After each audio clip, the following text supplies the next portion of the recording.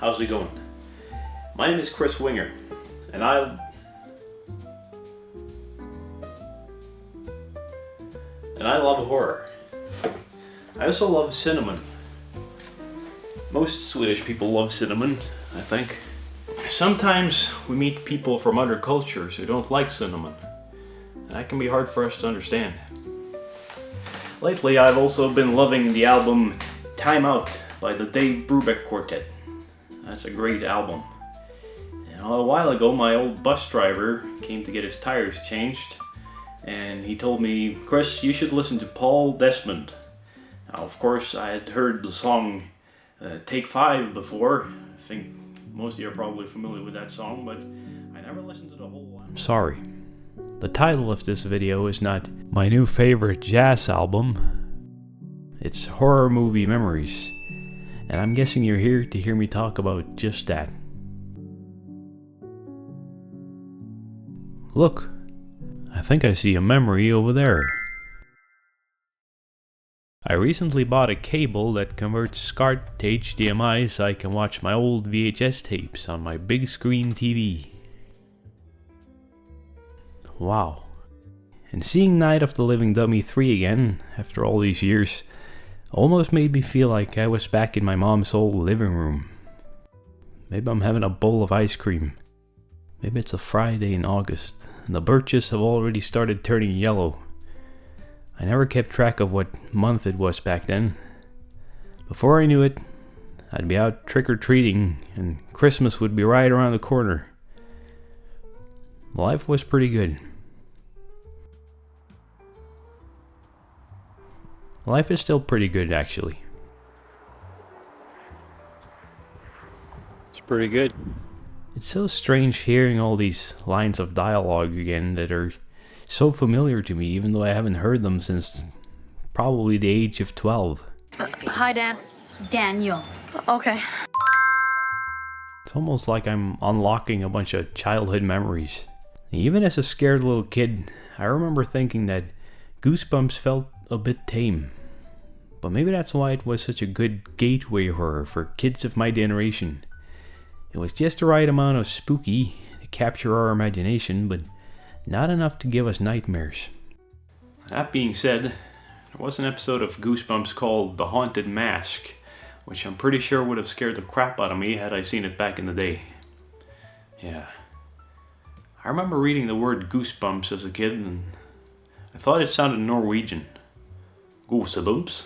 I'm sorry to all my Norwegian viewers. I actually think Norwegian sounds really nice. It sounds a little bit like Swedish, but without the seasonal depression and suppressed emotions.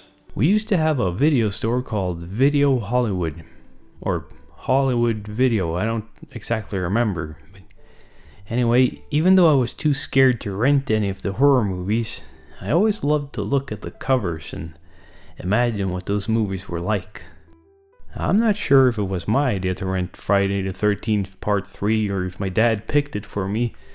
He probably had no idea what kind of movie it was, even though he found it in the horror section, and even though it had the silhouette of a man holding a bloody knife on the cover. But that's my dad. He can't even remember the name for celery. I don't think he knew what celery was until very recently. If you're like my dad and you don't know what celery is, it's a vegetable, and it's crunchy, and it's pretty good. But not everyone likes it. But I've met wonderful people who don't like celery, so if you don't like it, that's okay. And it's hard to say for sure if Friday the 13th Part 3 was the first real horror movie I ever saw.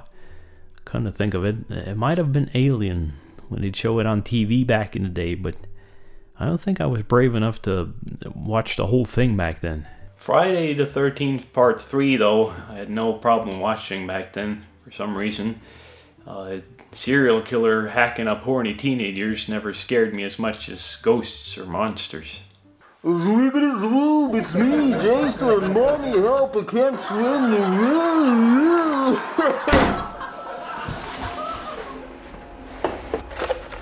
Just doing a Michael Myers impression, which is stupid anyway.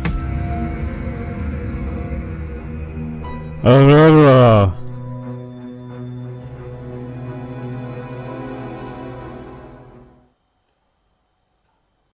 wouldn't say that Friday Part 3 is the best in the series, far from it, but it will always have a special place in my heart. That's the one where Jason got his famous hockey mask. And I remember when I was a kid and I'd watch any of the later installments in the series, I'd always think, oh yeah, I know how he got that mask. My dad used to take me to this big supermarket when I was a kid, and he'd always say something along the lines of, only goddamn socialists shop at this store, but we'd still always go there. He's funny like that. And while browsing the movie section in that store, I remember finding a movie called Tales from the Dark Side. My English was not very good back then, so I didn't know the difference between tales as in T-A-L-E-S and tales, T-A-I-L-S, so I thought that's a weird title for a movie. What does that even mean? Tales from the Dark Side. But I didn't get that movie. Instead I got Creepshow and Friday the 13th Part 4, the final chapter. And this is the best one. Remember when Crispin Glover's trying to find that corkscrew? Hey! Ted! Ted! Hey, Ted, where the hell's the corkscrew? That was the best part. When you talk about a good horror movie kill, you always think about someone dying in a very creative and spectacular way, but there's a scene where Jason is throwing a woman out of a window, and it always stuck with me because of how good that shot looked. It's a simple idea, beautiful execution. Pun intended. I probably watched Friday Part 4 the same day I got it, but Creepshow was a different story. I took one look at this cover and thought, but I was also dying to find out what kind of a movie you'd get to see if you actually dared to grab those tickets out of that corpse's hand. For those of you who haven't seen Creepshow, it's a great little anthology movie inspired by the old horror comics from the 1950s, written by Stephen King and directed by George A. Romero. It almost sounds too good to be true. Kind of like if Mr. Rogers and Kermit the Frog made a concept album about their favorite pastry. You know when you stay in the water for too long and your fingertips look like raisins? Apparently people who drown look like that times 10, and that scared the hell out of me. And yes, that is Leslie Nielsen in a horror movie. Horror comedy, I should say. The whole movie is made to look like a comic book, and it has a pretty lighthearted and goofy vibe overall. But there are plenty of good scares too. The music is the kind that I listen to when I eat cinnamon rolls at 2 a.m.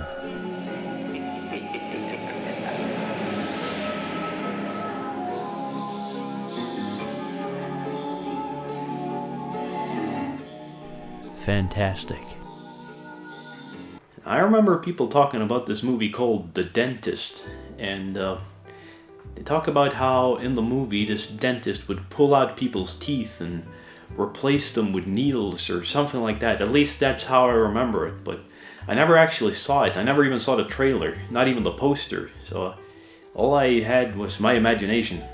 Back then, when you couldn't just look things up with a quick Google search, hearing people talk about how scary or disgusting a movie was gave that movie an aura of mystery. So many people were talking about how nasty the Texas Chainsaw Massacre was back in the day, but not everyone who talked about it had seen it. If you watch the Texas Chainsaw Massacre and you pay attention, then you'll realize that most of the violence actually happens off screen. It's not a very gory movie, but that title, the Texas Chainsaw Massacre, it conjures up so many gruesome images in your head. If you never saw Pingu, but you only heard about it, would you think nerd? In your head, would you think nerd? Wait, I can do it. Wait. Nerd.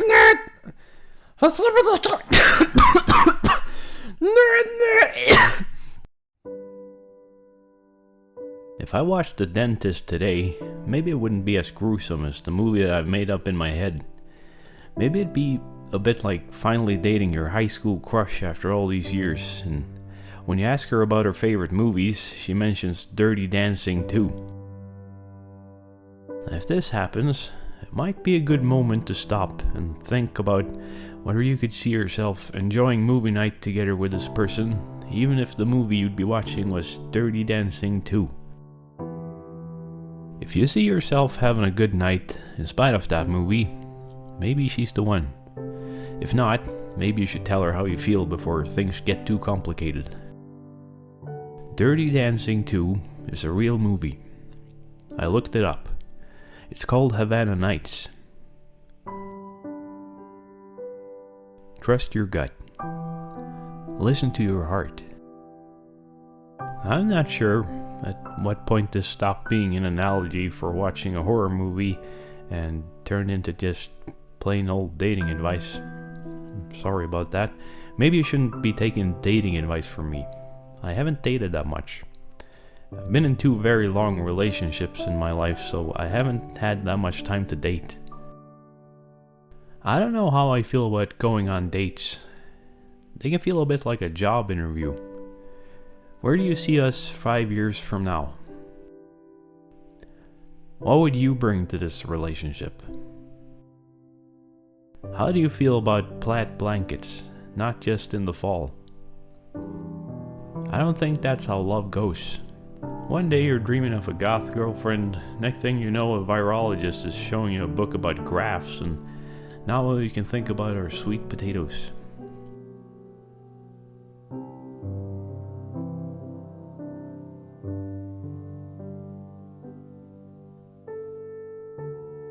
Love is crazy. It can't be reasoned with. You just gotta listen to your heart.